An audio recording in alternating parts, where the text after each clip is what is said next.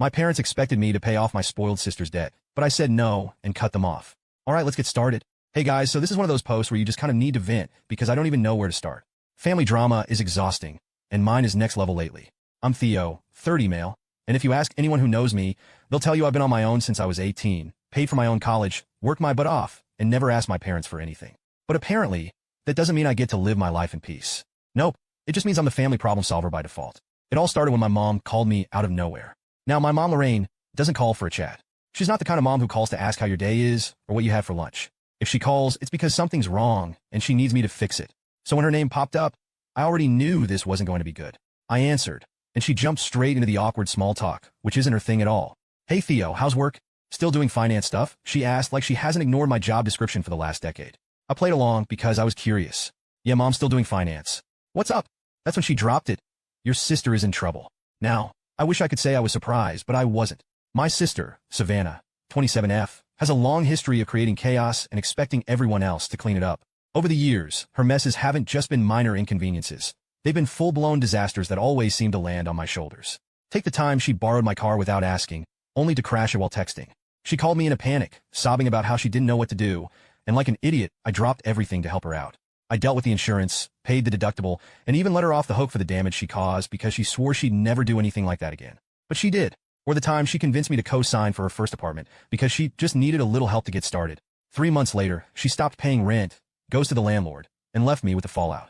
I spent months fighting to fix my credit while she conveniently moved back in with our parents, acting like it wasn't a big deal. It's not just that she screws up, it's that she never faces the consequences. Every time she messes up, someone, usually me, has to step in to fix it while she plays the victim. And the worst part? She doesn't even show a hint of gratitude. It's like she thinks the world owes her a safety net. So when my mom called me about Savannah being in trouble, I didn't feel panic or concern. I felt tired. Tired of being dragged into her messes. Tired of being the one who always pays the price for her recklessness. Honestly, I was more surprised it had taken this long for something big to happen. I sighed, already dreading what I was about to hear. What kind of trouble? I asked. I wasn't asking because I wanted to help.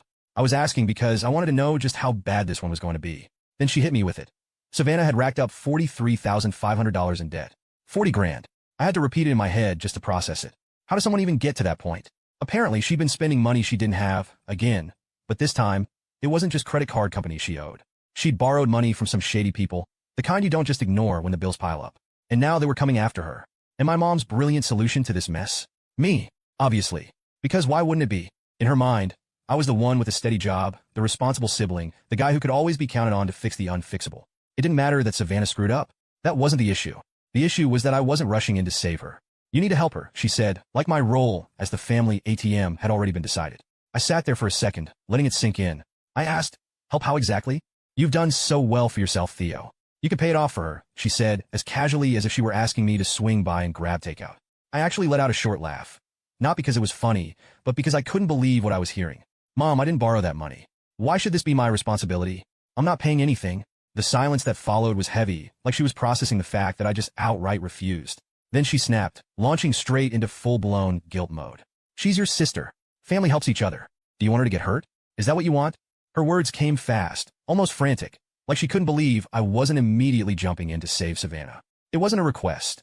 It was an accusation, as if my refusal was the real problem here, not the choices Savannah had made. I took a deep breath, trying not to lose it. Mom, I've helped her before. Multiple times.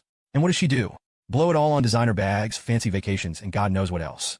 She doesn't take responsibility for anything because you and Dad have always bailed her out.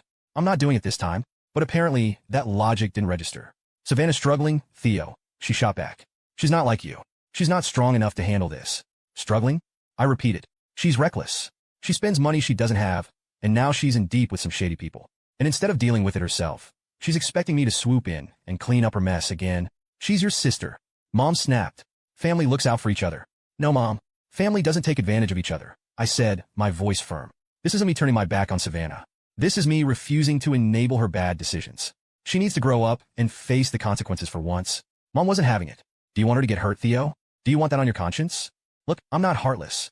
I don't want anything bad to happen to Savannah. But let's be real here. She's an adult. A 27-year-old adult who knew what she was getting into when she borrowed that money. I told my mom exactly that, but she wasn't having it. She's not as strong as you, Theo, she snapped. You've always had it together, and she hasn't. You can afford to help her. It's the least you can do after all we've done for you. I said, done for me? Like what? Making me pay rent the minute I turn 18? Refusing to help with my college tuition? Yeah. Thanks for all that support, Mom. She went silent for a second, but then she came back swinging. If you don't help, we'll have no choice but to cut you off. Do you want that? I couldn't help but laugh. Cut me off from what? You don't support me. I've been on my own for over a decade. Your threats don't work on me. And with that, I hung up. After that day, they were all silent. And I wish I could tell you that was the end of it, but it was just the beginning. The silence didn't last long. I guess I underestimated just how determined my mom could be when she wanted something. After I shut her and my dad down, they shifted gears. If the direct approach wasn't going to work, they were going to guilt me into submission. And when I say they went all out, I mean all out. It started with the text, simple at first. Messages like, I just don't understand how you can let this happen to your sister. Then, as the days went by, they got more dramatic. Do you know the kind of people Savannah is dealing with? They're dangerous, Theo. I can't sleep at night worrying about her. I ignored them at first because, honestly, I didn't have the energy to deal with the manipulation. But they didn't stop. Instead, Mom stepped it up with the voice messages. And let me tell you, she's got this talent for sounding like she's holding back tears, even when she's not. Theo, she said in one, Savannah might not make it out of this if you don't help. I don't think I can live with myself if something happens to her. It was like a masterclass in guilt tripping. If they gave out awards for this kind of thing, she'd be a 3-time champion by now. Then my dad, Marshall, decided to jump in. He's usually more of a silent player in these family dramas, but not this time. He left me a voicemail that started out calm enough. Hey Theo, just calling to check in. But then, of course, it shifted. Look, I know your mom can come on a bit strong, but this is serious. Savannah's in deep, and we can't fix this without you. You've always been the strong one, the dependable one. Don't let us down now. That line, the dependable one, man, it set me off. I've spent my whole life being the dependable one, and all it's ever gotten me is more responsibility and less appreciation. Dependable doesn't mean I'm a doormat, though apparently they missed the memo. But the guilt avalanche didn't stop there. They decided to bring in reinforcements, the extended family, out of God knows where. I started hearing from my Uncle Greg, who I hadn't spoken to in years. He called me out of nowhere, acting like we were best friends. Hey Theo, long time no talk. How's life? I knew immediately why he was calling, but I let him ramble for a bit before he got to the point. You know, family's important, he said in that overly earnest tone people use when they're about to say something they know you won't like. And Savannah's just she's struggling. We all go through rough patches, and sometimes we need a little help. Greg, listen, I interrupted. Did my mom put you up to this? He laughed nervously like I caught him. Well, she might have mentioned it. I didn't even let him finish. Look, I appreciate you reaching out, but I'm not paying Savannah's debt. It's not my responsibility. You'd think that would have been the end of it. But nope. The next day, it was my Aunt Deborah. Then my cousin Emily. They all had the same script. Savannah's in trouble. She needs help, and you're the only one who can save her. I don't understand why all of them are that concerned about Savannah. It's not like she's some helpless kid who made an honest mistake. She's a grown adult who spends money like it's Monopoly cash, and then acts shocked when the bill comes due. What made it worse was that none of them even tried to understand my side. When I explained that I wasn't willing to throw away $43,500 for someone else's mistakes, they acted like I was speaking another language. But she's your sister, they'd say, like that was supposed to magically change my mind. The worst part, though, was the smear campaign.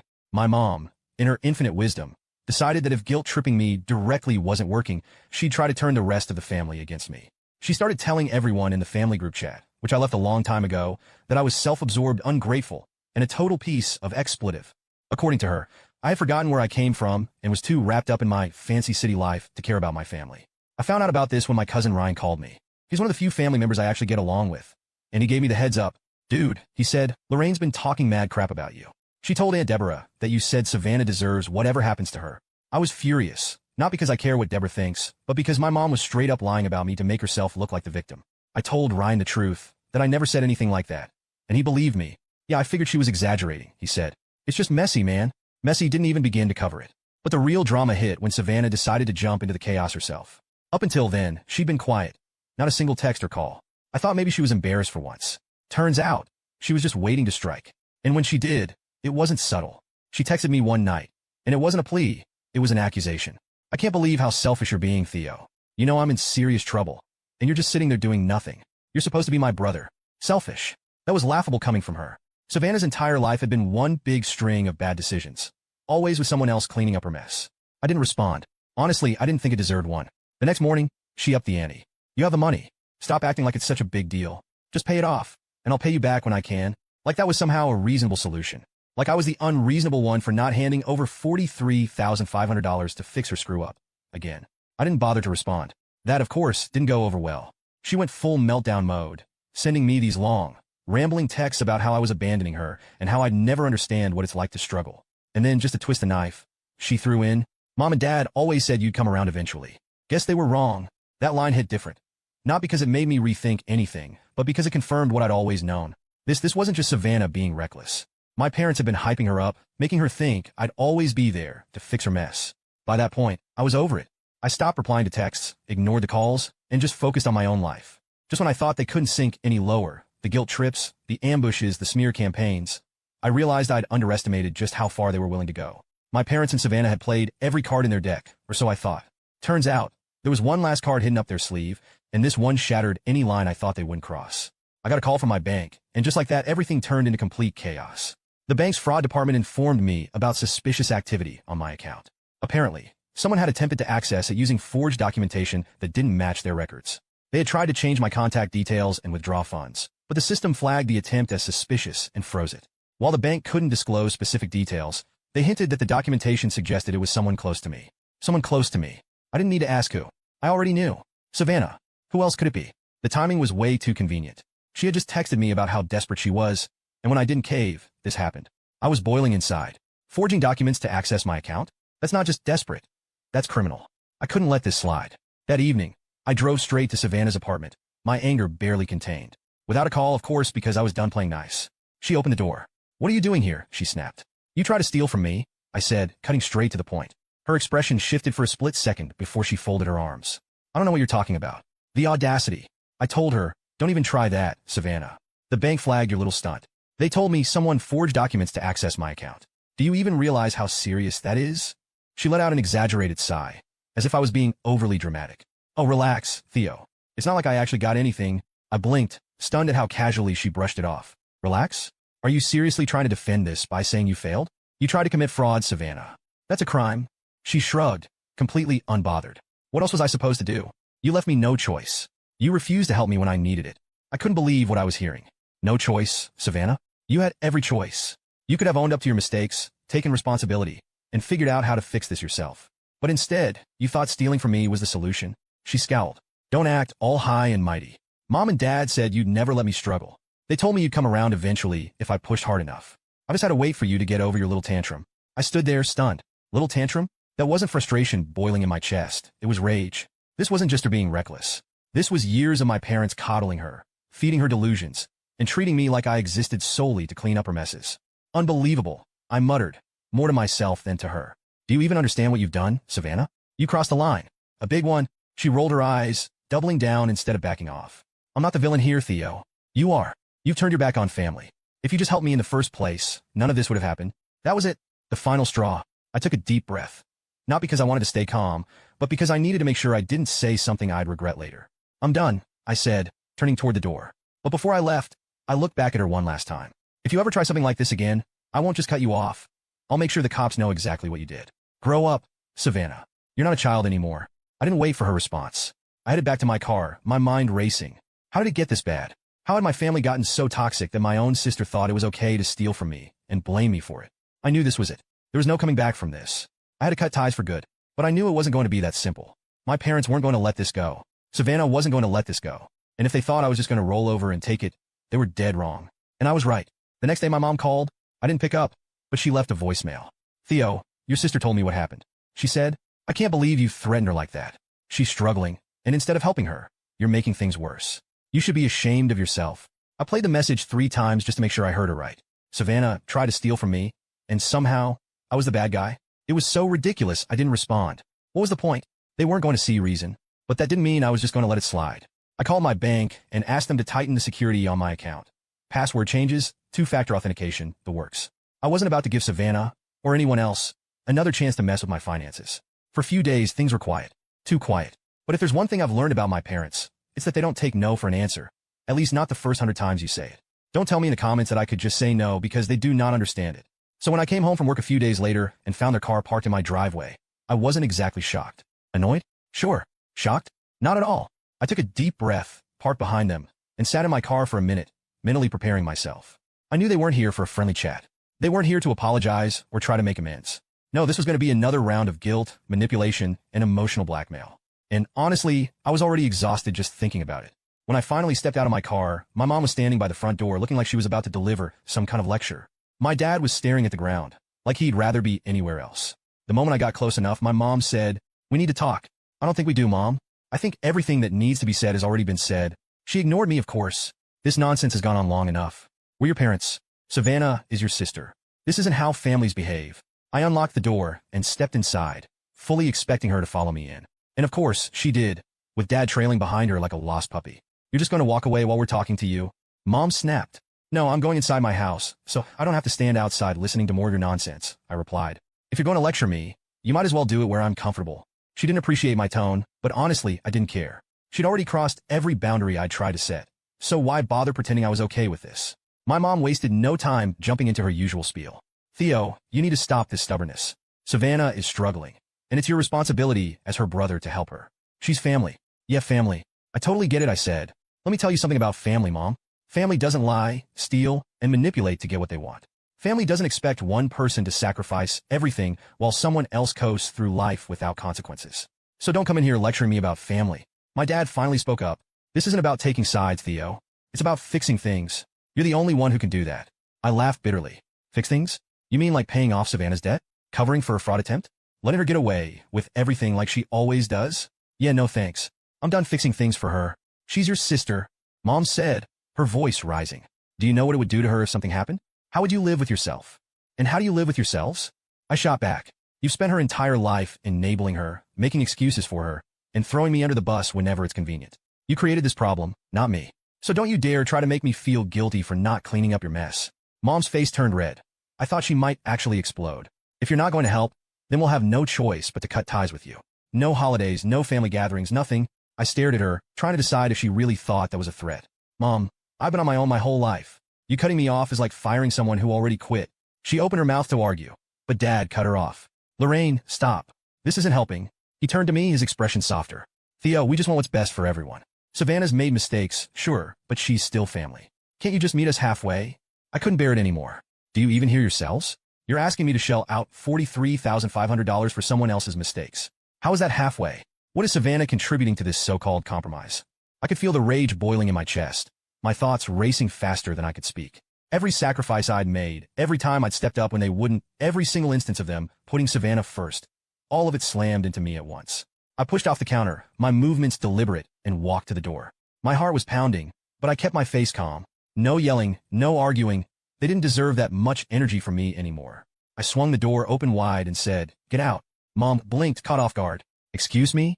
I said, "Get out," I repeated. "This conversation is over. You're not going to guilt me into paying Savannah's debt, and you're not going to manipulate me into feeling bad about it. So unless you have something productive to say, you can leave." Mom looked like she wanted to argue, but Dad gently took her arm. "Come on, Lorraine, let's go." She glared at me as she walked past, her voice dripping with venom. "You'll regret this, Theo. Mark my words." I shut the door behind them and stood there. It was quiet, finally quiet, but the quiet didn't last long. The whole situation had been gnawing at me, and against my better judgment, I decided to find out what was going on with Savannah. Maybe it was curiosity, or maybe I just wanted to know how far things had spiraled. I reached out to a mutual friend who still kept in touch with her, hoping they'd fill in the blanks. "What's going on with Savannah?" I asked. "I haven't heard anything since." "Well, you know." The friend didn't hesitate. "Oh, you haven't heard? It's bad. The people she owes money to aren't messing around. They trashed her car, completely destroyed it. Windows, tires, everything. She's freaking out, saying she doesn't feel safe. I should have felt something, pity, concern, something, but all I felt was exhaustion. She'd gotten herself into this mess, and now she was reaping the consequences. Of course, I knew this would only mean one thing: more pressure from my parents to step in and save her. A few days passed, and still no direct contact from Savannah or my parents. Just silence. It felt strange, like the calm before a storm. And sure enough, the storm came, in the form of a letter from a lawyer. When I opened it, I couldn't believe what I was reading. My parents were threatening legal action, claiming I had a moral obligation to support my family. They wanted me to pay Savannah's debt, and they were actually willing to take me to court over it. I couldn't believe it. After everything they'd already done, they were willing to go this far. Part of me wanted to laugh at the absurdity of it all, but mostly I just felt numb. This wasn't a family anymore. It was a battleground, and I was done fighting. What baffled me was the sheer audacity of it all. It was almost impressive. Look how ridiculous it sounds. My own parents threatening legal action because I wouldn't clean up Savannah's $43,500 mess. It was like they'd thrown out any remaining pretense of being a family and replaced it with outright hostility. I didn't need to think twice about what to do next. The first call I made was to my lawyer, who thankfully has a good sense of humor. When I explained the situation, he chuckled and said, "Theo, they don't have a leg to stand on. Let them file if they want. It'll get laughed out of court." Sure enough, nothing came of their threat. But it was a reminder of how toxic they were, and it only reinforced my decision to go no contact. They had burned every bridge, and there was no coming back from that. Knowing they were willing to go that far was enough for me. I realized I couldn't keep this door open anymore, not even a crack. I've been holding out some tiny shred of hope that maybe, somehow, we could fix things. But this was the last straw.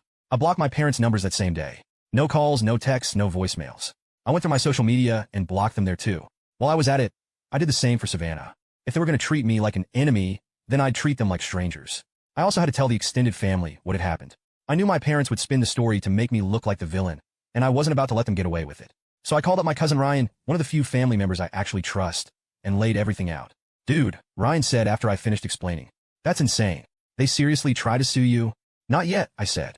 "But they're threatening to. I wanted to give you the heads up because I'm sure they're going to start spreading lies about me." "Don't worry," Ryan said. "I've got your back. And honestly, good for you for cutting them off. They sound toxic as hell." That conversation gave me the confidence to reach out to a few other relatives. Some were supportive, like Ryan, but others, not so much. My Aunt Deborah, for example, was firmly Team Lorraine. "Theo, they're your parents," she said, as if that somehow excused everything they'd done. "You can't just walk away from them." "Yes, I can," I said firmly. "And I have. They've crossed every line imaginable, and I'm not going to let them keep dragging me down." I knew Deborah thought I was some kind of disappointment. She said, "Family is family, Theo. You'll regret this someday." "Maybe," I said, even though I didn't believe it. "But for now, I'm choosing peace." And peace was exactly what I got. Only for a few days, though. Because, of course, about a week after I blocked them, I got a call from an unknown number. Against my better judgment, I answered. "Theo," came my mom's voice, sharp and accusatory. "You blocked me." I sighed, already regretting my decision to pick up. "Yes, Mom, I blocked you." "Why? Why would you do that?" she demanded, as if the answer wasn't glaringly obvious. "Because I'm done," I said. "I'm done with the manipulation, the guilt trips, the lies, the demands. I'm done with all of it." She scoffed. "You're being ridiculous. Do you really think you can just cut us out of your life like this?" "Yes," I said simply. "I can and I have." She tried to argue, of course. She called me selfish, ungrateful, heartless, the usual. But I didn't take the bait. I just calmly repeated that I wasn't interested in continuing this conversation and hung up. Then I blocked the number. After that, I doubled down on the no-contact plan. I told Ryan to let me know if my parents or Savannah tried to reach me through him, but otherwise, I didn't want to hear anything about them. And for the most part, he respected that. Every now and then, though, he'd slip in an update. Months passed, and the longer I stayed no contact, the more I realized how much I'd been missing out on without the constant drama. I had so much more time and energy to focus on the things that actually mattered. Of course, there were still moments of doubt. Every now and then, I'd hear a voice in the back of my head saying, "What if they're right? What if you were being selfish?" But then I'd remind myself of everything they'd done, everything I'd endured, and the doubt would fade. Up until now, I didn't know what had happened to Savannah. Recently, I got another call from Ryan. "Hey, just thought you want to know. Savannah filed for bankruptcy." I paused for a moment, letting the news sink in. "Well," I said finally, "maybe now she'll learn to take responsibility for her actions." "Maybe," Ryan said, though we both knew it was unlikely. Savannah wasn't exactly the learn from your mistakes type. As for my parents, they kept up their smear campaign for a while, but eventually it seemed to fizzle out. I guess even their most loyal supporters got tired of hearing the same story over and over again. By the time the holidays rolled around, I felt some kind of relief because I knew I wouldn't have to spend Christmas pretending everything was fine when it wasn't. Instead, I spent the holidays with friends, my chosen family, and for the first time in years, I didn't feel like I was walking on eggshells. I could just be myself without the constant weight of my parents' expectations or Savannah's demands dragging me down. Cutting them off wasn't easy. It was one of the hardest decisions I've ever made. But looking back, I know it was the right one. Sometimes, you have to walk away from toxic people, even if they're family. And while it's not always easy, it's worth it. I still get the occasional update from Ryan, though I've made it clear I don't want to hear much. Last I heard, my parents were still trying to rebuild their reputation, and Savannah was struggling to find her footing after the conviction. I wish I could say I felt bad for them, but I don't. They made their choices, and now they're living with the consequences. As for me, I refuse to be a fool dancing on the strings held by all of those big shots. I'm moving forward, and I've surrounded myself with people who actually care about me and respect my boundaries. I'm focusing on my career, my hobbies, and my happiness. And while I don't know what the future holds, I know one thing for sure. I'll never let anyone, family or not, drag me down again. Thanks for sticking with me through this wild ride. If you've got toxic people in your life, I hope my story gives you the courage to stand up for yourself. You deserve better. We all do.